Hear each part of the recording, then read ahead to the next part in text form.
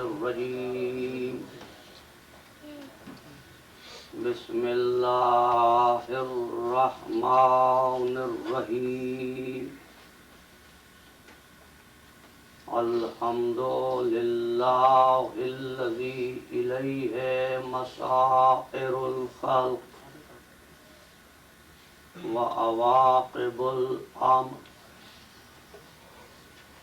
نحمدہ علی عظیم احسانہ ونیر برہانہ ونوامی فضلہ وامتنانہ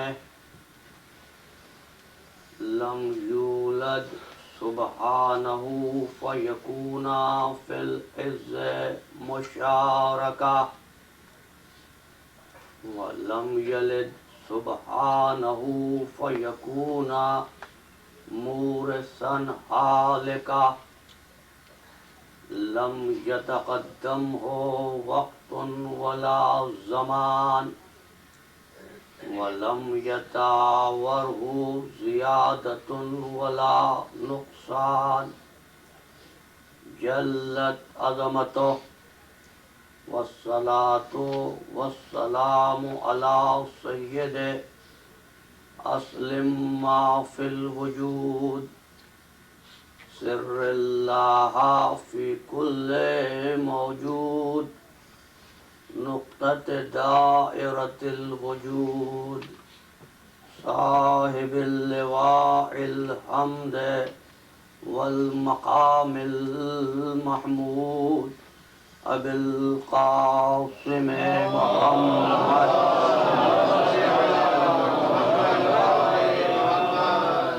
وأہل بیت الطیبین الطاہرین المعصومین المظلومین الذین اذهب اللہ عنہم الرجس وطہرہم تطہیرا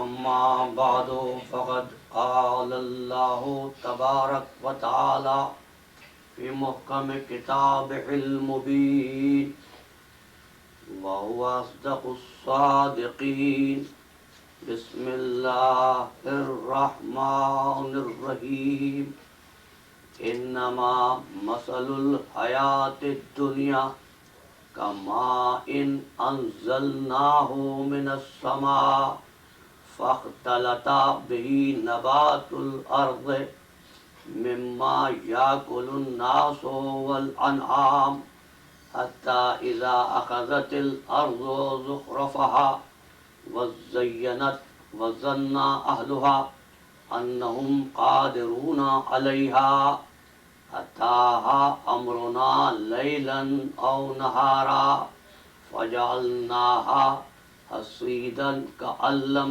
تغن بالامس کذالک نفصل الآیات لقوم یتفکرون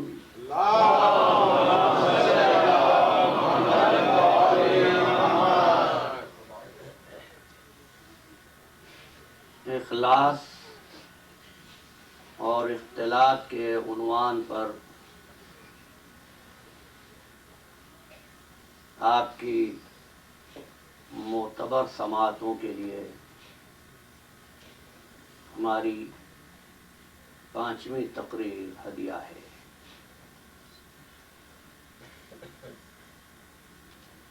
عرض کیا جا رہا ہے کہ حقیقتوں میں آمیزش نہ ہونے پائے، کیونکہ آمیزش، ایملگمیشن، ایڈلٹریشن اور مکسنگ حقیقتوں کے چہرے کو اور چہرے کے خد و خال کو بگاڑ دیتی ہے، اور اس کا آسان ترین طریقہ یہ ہے کہ ایملگمیشن کرنے والی چیزوں کو پہچان لیا جائے، اخلاص آپ کے سامنے آتا رہے گا، اور عزیزان محترم، آقائے دو جہاں نے فرمایا کہ علم و حکمت مومن کی گمشدہ میراث ہے، جہاں سے مل جائے وہاں سے لے لو۔ اب میرے پاس ہمارے احباب آتے ہیں، نوجوان آتے ہیں کہ یہ دور ہمارے لیے بڑا آزمائشوں والا دور ہے، مسلمانوں پر عرضہ سرائی ہو رہی ہے، کلمہ پڑھنے والوں کو ٹیررسٹ کہا جا رہا ہے، جیری فاولر شان رسول میں گستاخیاں کر رہا ہے، اس کا کچھ نہ کچھ جواب دیا جائے۔ میں بات کروں گا، لیکن معروضہ یہ ہے کہ جب بھی کبھی کسی نظریے کی عمارت کو اور عمارت کی شان و شوکت کو اور عمارت کی سلامتی کو خطرہ لاحق ہو تو سوچنا یہ چاہیے کہ باہر سے آ کر، حصار کے باہر سے کون ہے جو اس میں مکس ہوا ہے۔ بھئی اس متمدن ملک سے جہاں آپ اس کے گلٹرنگ ایکسٹیریئر کی طرف متوجہ ہوتے ہیں، کچھ چیزیں سیکھنے کی بھی تو ہے نا، اور جہاں سے چیز ملے سیکھنے کی سیکھو، یہی فطرت ہے۔ آج سے 3 برس قبل ایک واقعہ پیش آیا اس مملکت میں، جس سے اس مملکت کی سلامتی کو خطرہ ہوا۔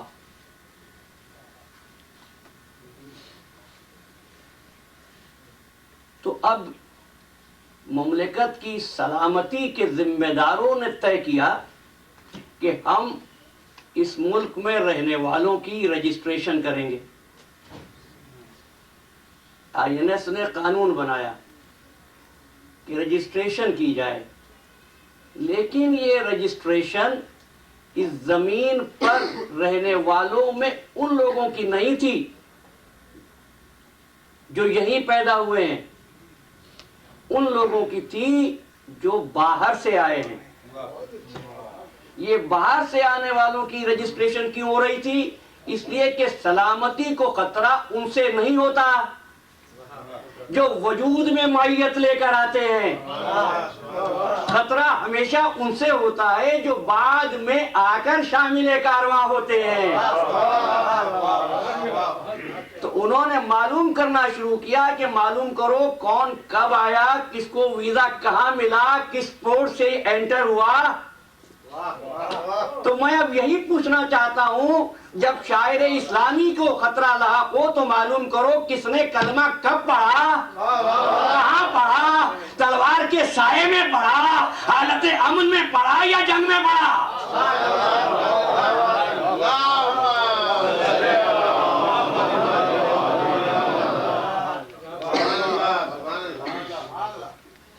کب پڑھا کلمہ؟ اب ہم کہتے ہیں کہ بھائیو ہماری رجسٹریشن کیوں؟ بھائی ہم تو تمہارے شہری ہیں، کا ہوا کرو،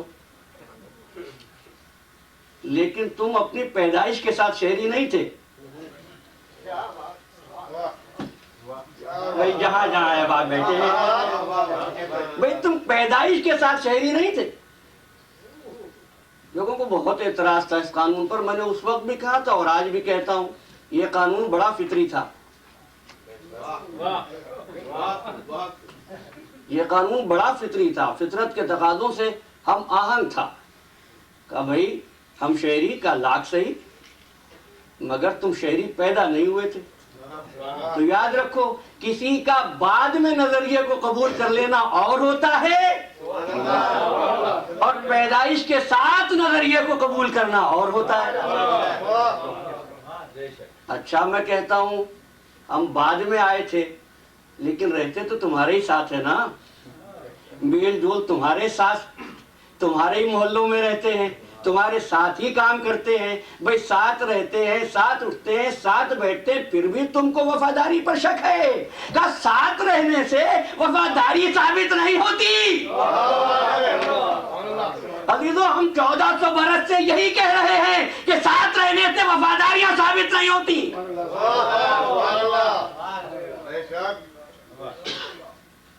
عزیزان محترم، اخلاص نام ہے اختلاط کو دور کرنے کا، اخلاص نام ہے پروردگار عالم کی عبادت، پروردگار عالم کے بتائے ہوئے طریقے کے مطابق انجام دینے کا۔ اگر عبادت میں اخلاص نہ ہو تو عبادت تو ہوگی مگر عبادت الہی نہیں ہوگی۔ لوگ تقسیم اس طرح کرتے ہیں، کچھ لوگ عبادت کرتے ہیں، کچھ لوگ عبادت نہیں کرتے ہیں۔ نہیں، تصحیح کر لیجئے، ایسا نہیں ہے کہ لوگوں کے دو گروہ ہوں، ایک عبادت کرتا ہے ایک عبادت نہیں کرتا ہے۔ نہیں، انسان تو کرتا ہی عبادت ہے۔ وَمَا خَلَقْتُ الْجِنَّ وَالْإِنسَ إِلَّا لِيَعْبُدُونِ، ہم نے انسانوں کو جنوں کو عبادت کے لیے خلق کیا۔ اب جو چیز جس کام کے لیے بنائی جاتی ہے اس کے علاوہ وہ اور کوئی کام نہیں کرتی۔ گھڑی وقت دیکھنے کے لیے ہے، اب وقت ہی دیکھیں گے، اس سے اپنا جسم نہیں چھپا سکتے۔ ٹیلی فون بات کرنے کے لیے ہے، آپ بات ہی کر سکتے ہیں، اس سے پرنٹنگ نہیں کر سکتے۔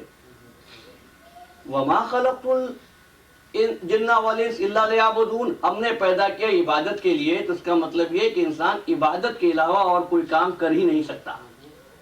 بس دیکھنا یہ ہے وہ عبادت کس کی کر رہا ہے۔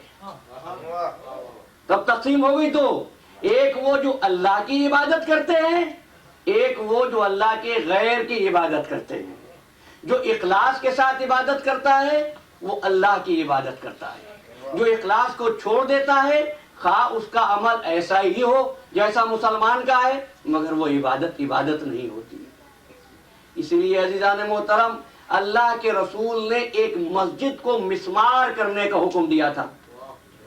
وہاں بھی نماز پڑھی جاتی تھی، وہاں بھی لوگ تلاوت قرآن کے لیے جمع ہوئے تھے، لیکن حضور نے حکم دیا اس مسجد کو گرا دو، اس لیے کہ یہ اس مسجد میں عبادت اخلاص کے ساتھ نہیں ہو رہی ہے۔ اور جب اخلاص نہیں ہوتا پھر کیا ہوتا ہے؟ نفاق ہوتا ہے۔ یہ نفاق اختلاط کی راہ سے حصار میں شامل ہوتا ہے۔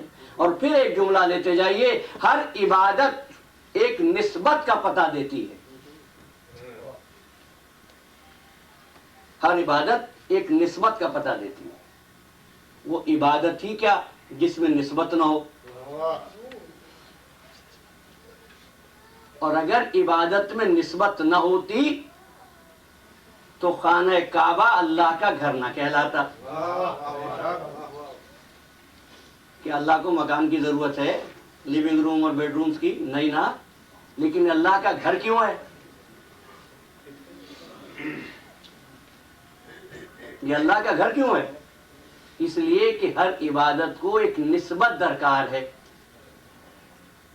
اور کسی بھی جگہ کی قیمت اس کی نسبت سے بلند ہوتی ہے یا پست ہوتی ہے۔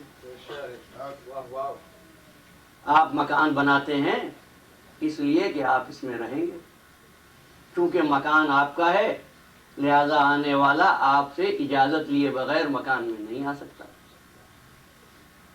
لیکن اگر یہی مکان آپ عبادت الہی کے لیے مخصوص کر دیں تو اب آنے والا آپ سے اجازت نہیں بلکہ آنے والا طاہر ہوئے بغیر نہیں آ سکتا۔ بھئی پہلے آ رہا تھا اجازت لے کر، اب آ رہا ہے پاک ہو کر۔ بھئی کیوں؟ یہ مکان تو وہی ہے، وہی اینٹیں، وہی بلاک، وہی سلیب، وہی میٹیریل، لیکن پہلے اجازت لینا ضروری تھا، پاک ہونا ضروری ہے۔ کہا تم جانتے نہیں ہو اگرچہ کہ مکان وہی ہے لیکن اس کی نسبت بلند ہو گئی ہے. تو جس چیز کی نسبت بلند ہو جاتی ہے وہ چیز بھی قابل احترام ہو جاتی ہے. اب نوجوانوں کے لیے پیغام دوں، یہی وجہ ہے یہ علم، یہ تابوت، یہ ذریعے اگرچہ ہمارے ہاتھوں سے بنی ہیں، مادی وسائل سے بنی ہیں، لیکن چونکہ ان کی نسبت ایسی بلند ہستیوں کی طرف دے دی ہے، وہ بلند ہستیاں بھی قابل احترام اور یہ شبیہیں بھی قابل احترام.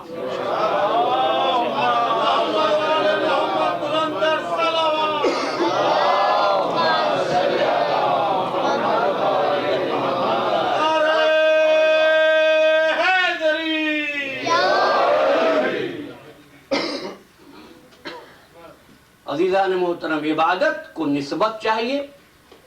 کیوں؟ اس لیے کہ اس کائنات میں پروردگاری تو نظر آتی ہے، پروردگار نظر نہیں آتا. خدائی تو ملتی ہے، خدا نظر نہیں آتا.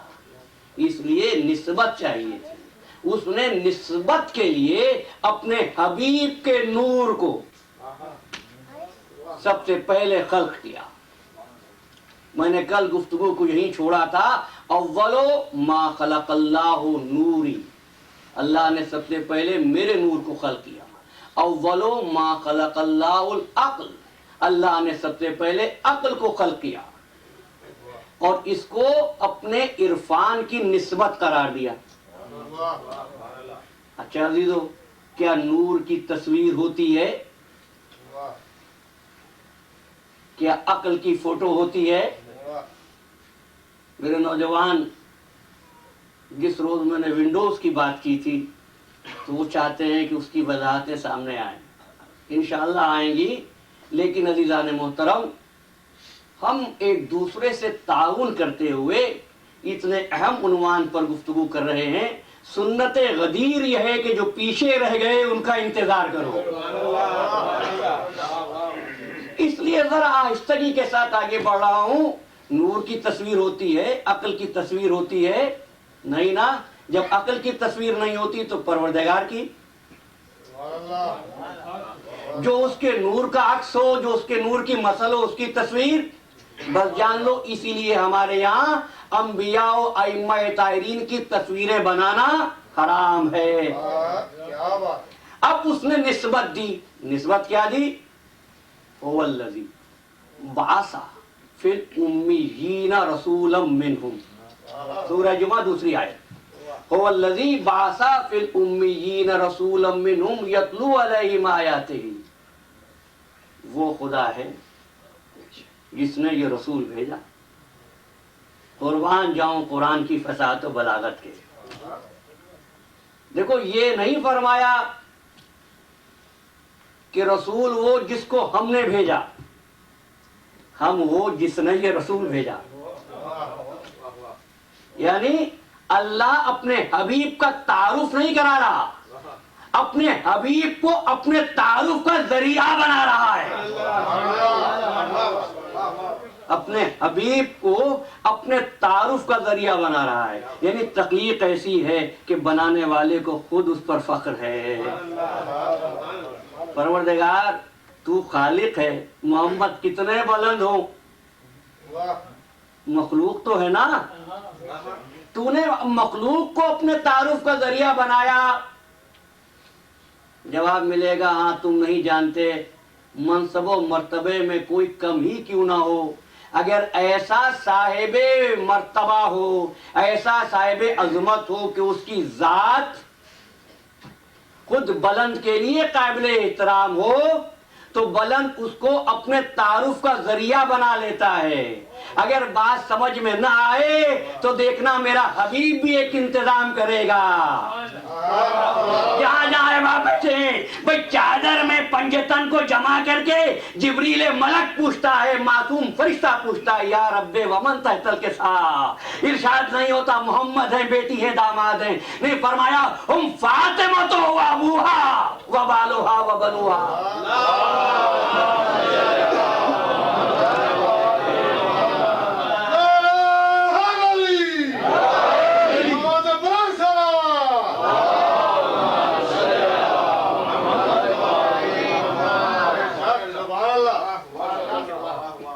नाज़रीन मोहतरम, कल की गुफ्तगू के बाद एक सवाल हुआ था कि फिर जिब्रील का काम क्या था। मुफस्सल अर्ज करूंगा। अल्हम्दुलिल्लाह आपकी दुआओं से खुद को भी बेहतर महसूस कर रहा हूं कि जिब्रील क्या करते थे। लोगों ने ये समझ लिया कि जिब्रील का काम जब भी जमीन पर आए तो एक आयत लेकर आए। ठीक? पूछना यह है, जब जिब्रील हसनैन का झूला झुलाने आता था तो जिब्रील कौन सी वही लाता था? बात यह अजीजो, जो परवरदिगार की निस्बत का अमीन है, जो इस कायनात पर इखलास का मुंतजिम है, जो बाइसे तख्लीक कायनात है, परवरदिगार ने तो उसको नूर बनाया। परवरदिगार ने उसको नूर बनाया। एक जुमला सिर्फ आज की गुफ्तगू में इसकी वजाहत कल करूंगा। परवरदिगार ने उसको नूर बनाया और नूर बनाकर अपने पास मेराज पर बुला लिया। क्या कहा? अपने अपने हबीब को बुर्राक पर बिठाया और बुर्राक के जरिए बुलाया। रसूल नूर और बुर्राक पर बैठकर मेराज की रात सफर पर। मुसलमान क्या करता है? घोड़ा बनाए खड़ा है।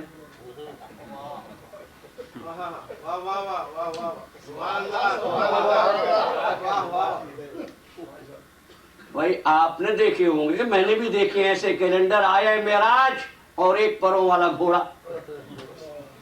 पूछना ये, इस घोड़े का मुंह आपके ज़हनों में आया कोई कैलेंडर? ये कहां से लिया? किस हदीस से, किस तफसीर से हम बयान करें तो कहते हो कुरान में दिखाओ। भाई जहां घोड़ा हो हम अगर घोड़े की छवि बना लें तो बिदअत, जहां घोड़ा ही नहीं था।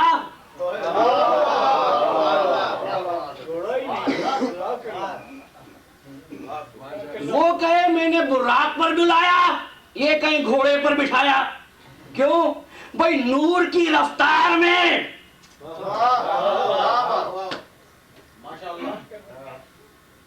इस सादगी पे कौन न मर जाए खुदा। अब अर्ज करूं, मूसा के पास जिब्रील आते थे।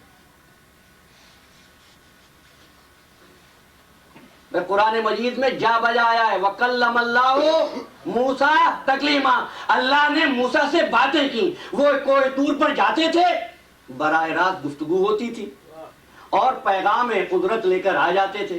भाई मूसा तो बराह रास्त अल्लाह से बात करें और जो फकरे मूसा हो उससे परवरदिगार खुद बात ना करे, जिब्रील को भेज दे। ये अजमत रसूल तुमने समझी है?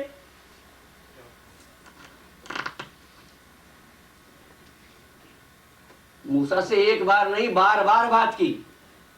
जब गए गुफ्तगू हुई, एक तख्ती उठा कर लाए। अब एक पहलू तो सुन लीजिए, फिर इसको वाजे करता जाऊंगा अगर आज मौका मिल गया।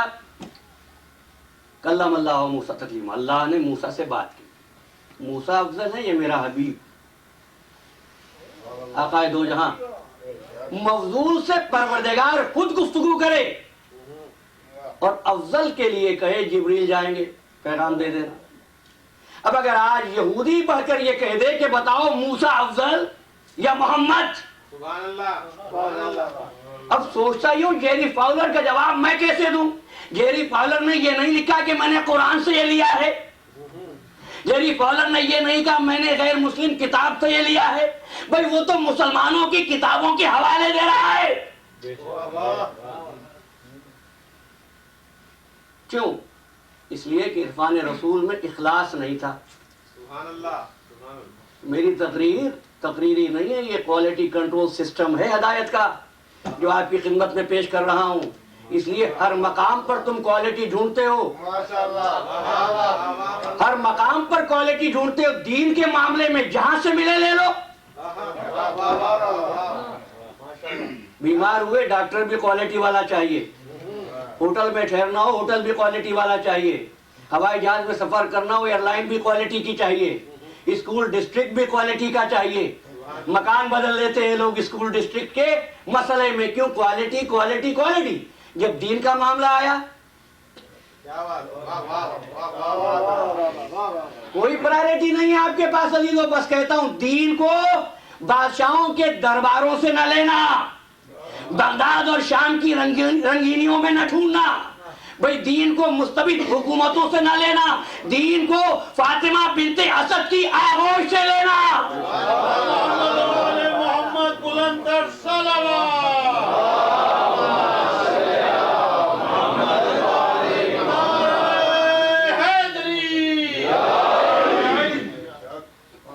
یا فاطمہ بنت اسد کی آغوش سے لینا یا محمد مصطفیٰ کے دوش سے لینا. اور اگر یہاں سے لوگے عزیزو تو مرب و انتر ختم ہو گئے. جیری فاولر کیا چیز ہے, لیکن دین کو لیتے کہاں سے ہو, سمجھتے کیسے ہو؟ ارشاد ہوا طٰہٰ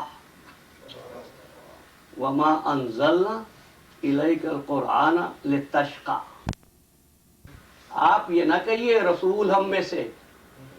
رسول سے پوچھو رسول کیا کہتا ہے, کون مجھ سے.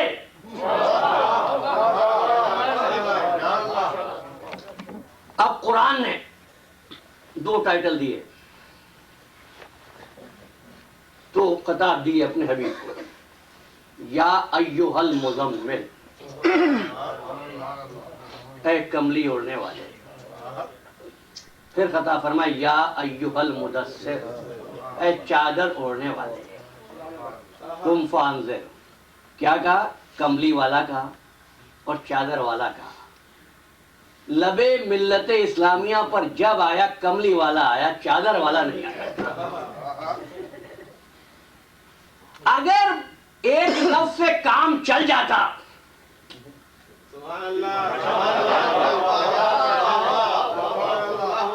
تو پھر قرآن دوسرا لفظ کیوں استعمال کرتا؟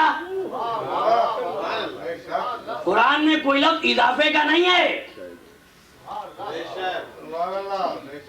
کہ کتاب کی قیمت بڑھانے کے لیے پروردگار نے تفصیلی کتاب لکھی. ایسا نہیں ہے. اس کتاب کو لکھ کر دوسرے کماتے ہیں, پروردگار نہیں. کیا فرمایا؟ یا ایھا المزمل, اے کملی والے. یا ایھا المدثر, اے چادر والے. میں سوچتا رہا کہ کیا بات, کملی والا تو کہا, چادر والا نہیں کہا. بات صرف اتنی ہے, جب یہ کملی میں ہے تو اکیلا ہے, جب یہ چادر میں ہے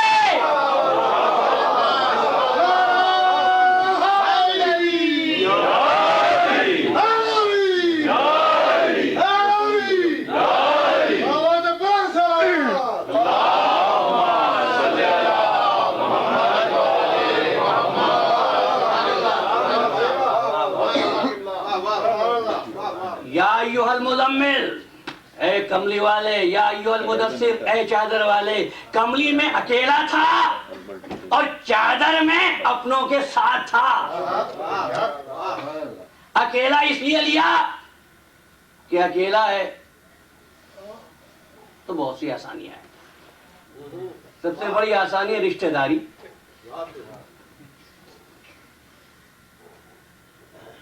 اکیلا آدمی ہونا, رشتہ داری بہت آسان ہوتی ہے. مقام ممبر ہے عزیزان محترم, اس لیے بہت محتاط ہو کر آگے بڑھتا ہوں. بھئی اکیلا ہو پھر رشتہ ہو, لیکن بھرا گھر ہو پھر رشتہ ہو, مشکل ہے. تو اب کیا ہوا؟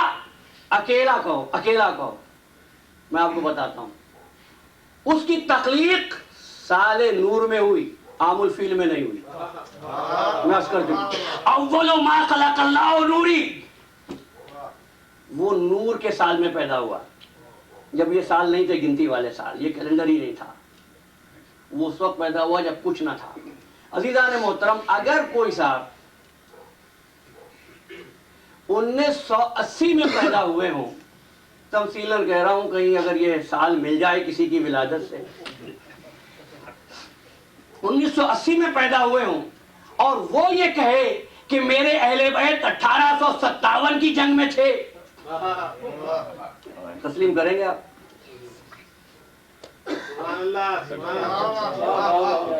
توجہ عزیزان محترم، نہایت نازک منزل میرے بیان کی۔ بھائی آپ تو پیدا ہو رہے ہیں اگلی صدی میں، آپ کے اہل بیت پچھلی صدی میں کیسے ہیں؟ نہیں، یہ نہیں کہتے۔ اگر یہ کہیں کہ ہم تو پیدا ہوئے 1960 میں اور ہمارے اہل بیت پیدا ہوں گے 2050 میں، اچھا اسی بات کو تیسرے طریقے سے سوچئے، میں پیدا ہوتا ہوں کراچی میں اور میرے اہل بیت رہتے ہوں مشرق وسطیٰ میں۔ میں نے دو چیزیں اس لیے پیش کی، ایک ہے زمان اور ایک ہے مکان، ایک ہے وقت اور ایک ہے جگہ۔ محمد مصطفیٰ پیدا ہو جب مکان بھی نہیں تھا، جب وقت بھی نہیں تھا، جب کیلنڈر بھی نہیں تھا، تو پوچھتا ہوں محمد مصطفیٰ اگر نور کے سال میں پیدا ہو تو اس کے اہل بیت کب ہوں گے، کہاں ہوں گے؟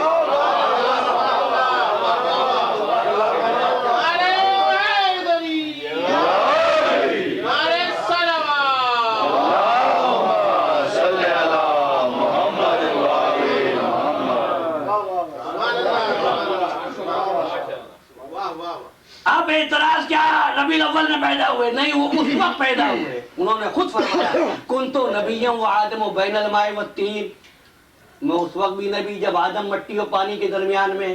جب نبی اس وقت ہیں، آپ سمجھ لیجئے پروردگار عالم نے جبریل امی کو تعارف کراتے ہوئے اہل بیت نبی نہیں کہا تھا، اہل بیت نبوہ کہا تھا۔ نبوت کے اہل بیت جب ہوتے ہیں جہاں نبی ہوتا ہے، جہاں آپ ہیں وہاں آپ کے رشتہ دار ہیں، جس وقت میں آپ ہیں اس وقت میں آپ کے اہل بیت ہیں۔ پھر ایک اور بات، معادن الرسالہ، رسالت کی کان، بتاؤ ہیرا پہلے ہوتا ہے یا ہیرے کی کان پہلے ہوتی ہے؟ آپ کو یہ ہیرا تو نکل آیا ہے، کان کی تلاش جاری ہے۔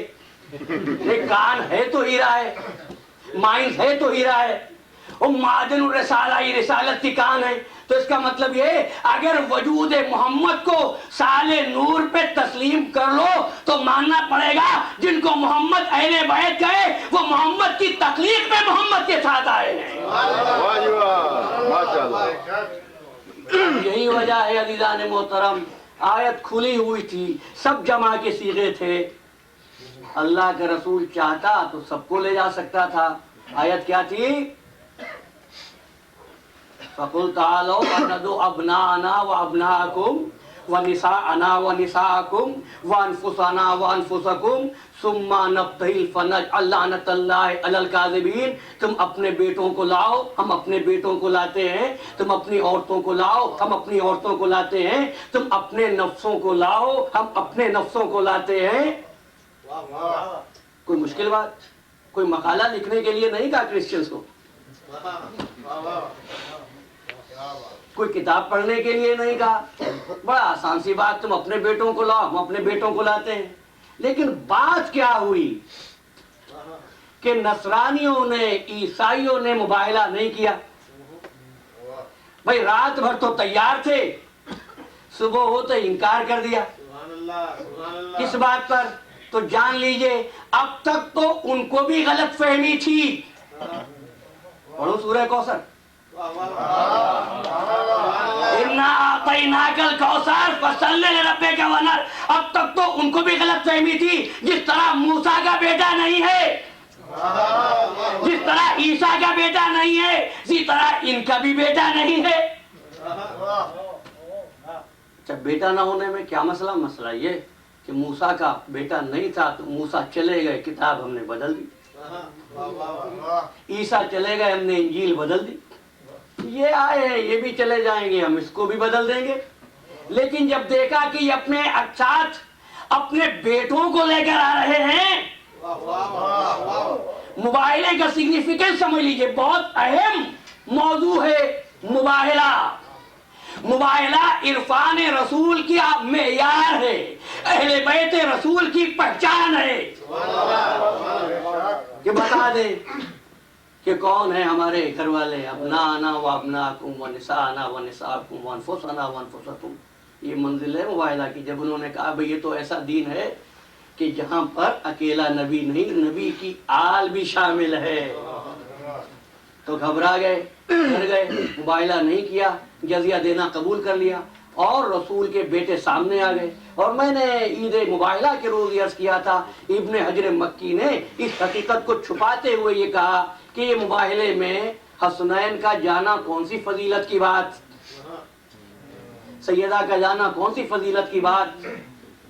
علامہ ابن حجر مکی کہیں ہم نہ مانے، ہماری مجال نہیں. وہ کہتے ہیں جانا فضیلت کی بات نہیں ہے. عرب کے لوگوں کا قاعدہ تھا کہ جب ایسے موقع آ جاتے تھے تو وہ اپنے اہل بیت کو لے ہی جایا کرتے تھے. عزیزان گرامی، مجھے یہی کہنا ہے، ایسے موقع پر اہل بیت کو لے ہی جاتے تھے. اگر کوئی اور اہل بیت ہوتا تو وہ بھی جاتا.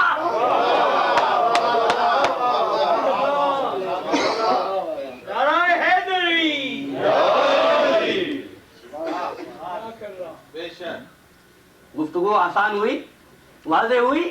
عزیزان محترم، اگر کوئی اور اہل بیت ہوتا تو وہ بھی جاتے. تب سمجھ لو جہاں اہل بیت ہوں گے وہیں پر قرآن ہوگا. اس لیے کہ اہل بیت کبھی وہ نہیں کرتے جس سے قرآن روکے. لیکن یہ بھی یاد رکھیے قرآن ان کو حکم بھی نہیں دیتا. بھئی قرآن کی تو شان یہ ہے، اہل بیت کا مقام یہ ہے، اہل بیت کرتے ہیں قرآن محفوظ کر لیتا ہے. اہل بیت چادر میں آئے تو تیر بن کر اتر آتا ہے. اہل بیت روزے رکھیں عطا بن کر نازل ہوتا ہے. تو رسول کہاں چھوڑیں گے قرآن کو.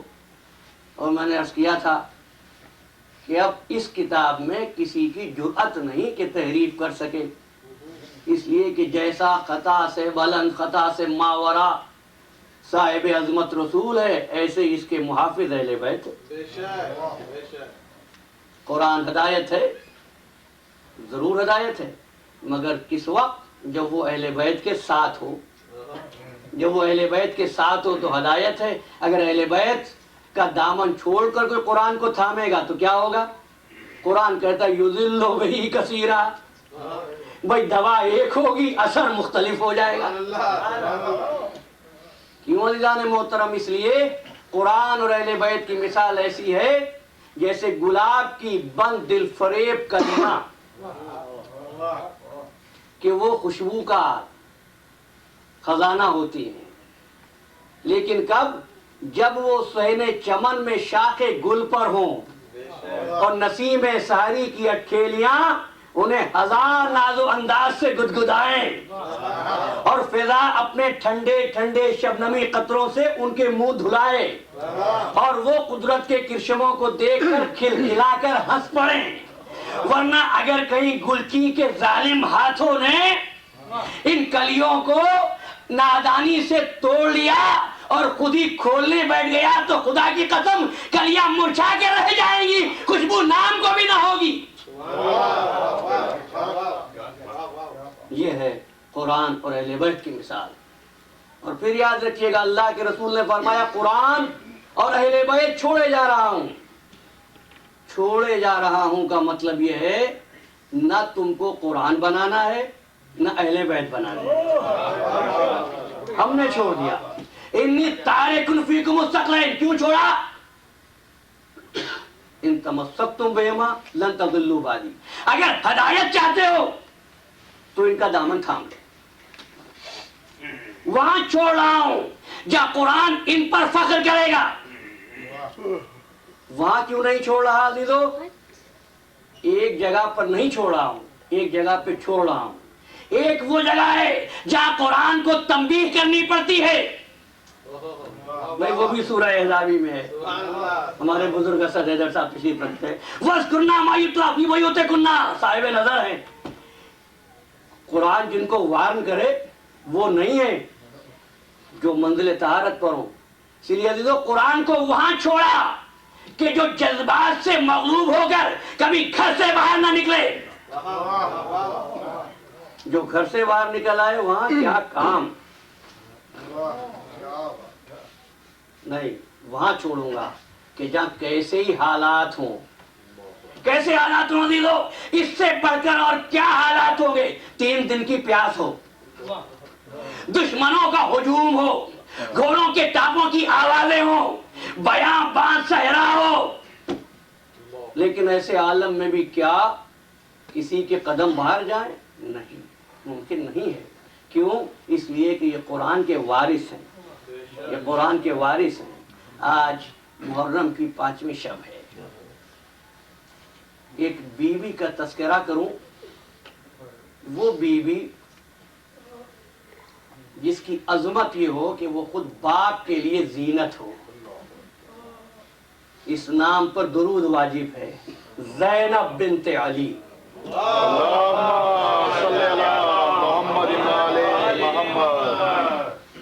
یہ بیٹی اور اس کے 2 بیٹے ہیں جن کا نام ہے اون اور دوسرے بیٹے کا نام ہے محمد.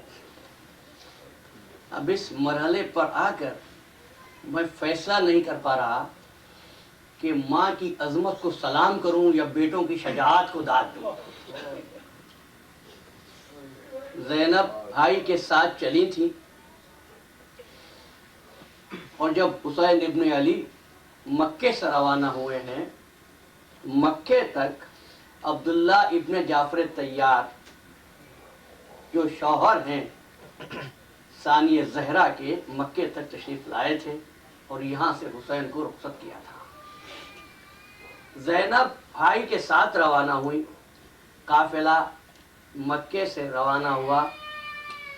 تھوڑی دور چلا تھا کہ ایک مرتبہ فرزند رسول نے آواز دی، عباس ذرا قافلے کو روک لو، حکم امام ہے. قافلہ ٹھہر گیا، لیکن عباس یہ سوچ رہے ہوں گے کہ ابھی تو روانہ ہوئے ہیں، آقا نے قافلے کو کیوں روک لیا. قافلہ رک گیا اور حسین ابن علی ایک نشست پر تشریف رکھی اور اس کے بعد گفتگو کرنے لگے کہ ایسے میں خاک اڑتی دکھائی دی. آواز دی، عباس عبداللہ آ گئے ہیں، عبداللہ کا استقبال کرو. عباس آگے بڑھے، عبداللہ بن جعفر کا استقبال کیا اور عبداللہ خدمت امام میں حاضر ہوئے.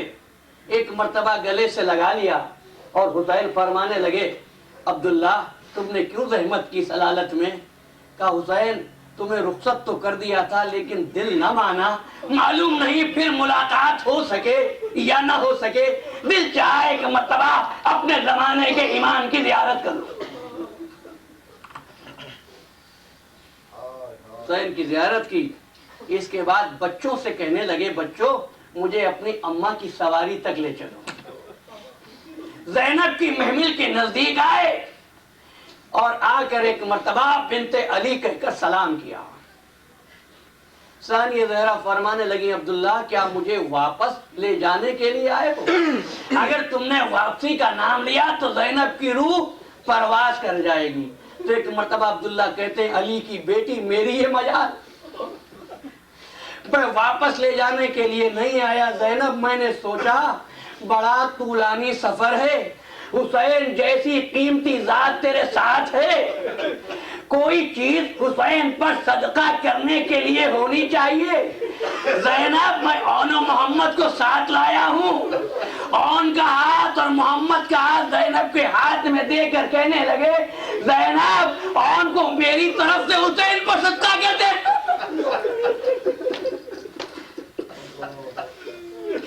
اور محمد کو اپنی طرف سے صدقہ کر دینا.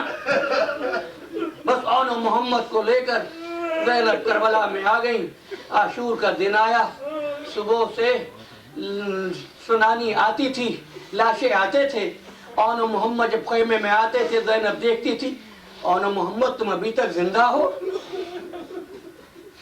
ایک مرتبہ بچوں نے ہاتھ جوڑ کر عرض کیا، اماں جان آپ فرماتی ہیں کہ ہم جاتے کیوں نہیں، اور ماموں ہم کو اجازت نہیں دیتے، ہمارے ساتھ چلو اماں اور آقا سے اجازت دلوا دو تاکہ بتا دیں دنیا کو کہ جعفر کے پوتے علی کے نواسے کیسے لڑتے.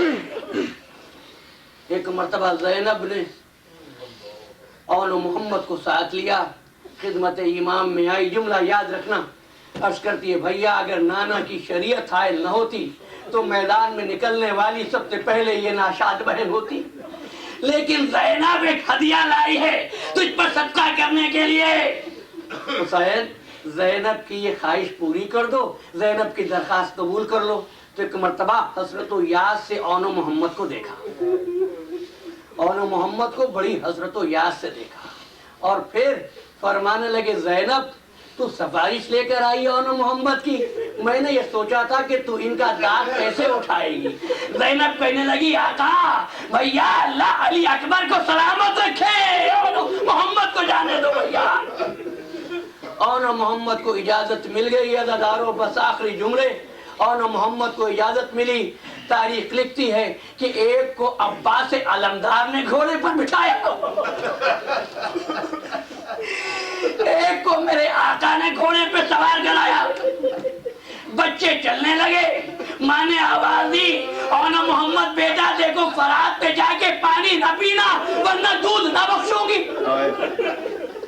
بچے روانہ ہو گئے، ایک نے میسرے پر حملہ کیا، ایک میمنے پر ٹوٹا، دونوں بھائیوں نے طے کیا کہ حملہ کرتے ہوئے عمر سعد کے خیمے تک پہنچ جائیں۔ ایسے میں ایک مرتبہ بنت علی نے عباس کو آواز دی عباس اون محمد کس حال میں ہے؟ عباس نے کہا بی بی کیا کروں، علی اور جعفر کی جنگ کر رہے ہیں۔ فرمایا عباس کچھ سننا نہیں چاہتی، جا کے کہہ دو ایک قطرہ بھی پانی کا نہ پیے ورنہ زینب دودھ نہ بخشے۔ بس تھوڑی دیر کے بعد جب اون محمد پر چاروں طرف سے حملہ ہوا اور بچے زخمی ہو کر گھوڑے سے گرے ہیں، اب پکارا یا مولا ہو ادرکنی، بچوں نے مدد کے لیے آواز دی۔ اب مجھ سے بیان نہ ہو سکے گا، اللہ تمہارے بچوں کو سلامت رکھے۔ حمید بن مسلم کہتا ہے میں نے حسین کو بڑے غیب کے عالم میں میدان کی طرف آتے دیکھا اور آواز دی عباس چلو میرے ساتھ آؤ۔ بچے زخمی تھے، ابھی سانس باقی تھا، ایک مرتبہ چہرے سے خون صاف کیا، چاند سے چہرے کو اون محمد کے، ایک کو حسین نے اپنے زانو پر، ایک کو عباس نے اپنے زانو پر رکھ لیا، بچوں نے دم توڑ دیا، ایک کو حسین نے گود میں اٹھایا، ایک کو عباس نے خیمے کی طرف لے کر چلے، خیمے کی طرف لے کر چلے۔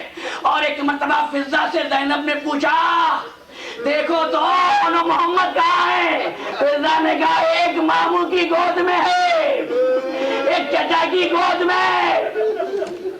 اون محمد کے لاشیں آ گئے، شاعر کہتا ہے تول میزان عدالت پہ ذرا رب جلیل، ایک طرف اون محمد ہے ادھر اسماعیل، دب فرزند پہ راضی با ارادہ تو نہ تھی، ہاجرہ صبر میں زینب سے زیادہ تو نہ تھی، دیکھ کر لاشوں کو آنسو نہ بہایا جس نے، صبر مخدومہ کونین دکھایا جس نے، مامتا دل کی مچلنے جو لگی بات یہ کی، تڑتڑاتے ہوئے ہونٹوں سے مناجات یہ کی، اے میرے پالنے والے میرا جذبہ ہو قبول، میری قربانی ہے اطار میرے مولا ہو قبول۔ کیا ادا کیا ہے؟ آدھا نے میری کوک جو ویرا کر دی، تیری بخشش تھی تیری راہ میں قربان کر دی۔ زینب اون محمد کا پرسہ قبول کرو، لیکن عزاداروں مجھے دو بچے اور یاد آئے، نہ ماں نزدیک ہے نہ باپ نزدیک ہے، اجنبیوں کا شہر ہے اور فرات میں ان بچوں کی لاشیں ہیں۔ آج پسران مسلم کا ماتم کرو، اون محمد کا ماتم کرو۔ ماتم حسین یا حسین یا حسین۔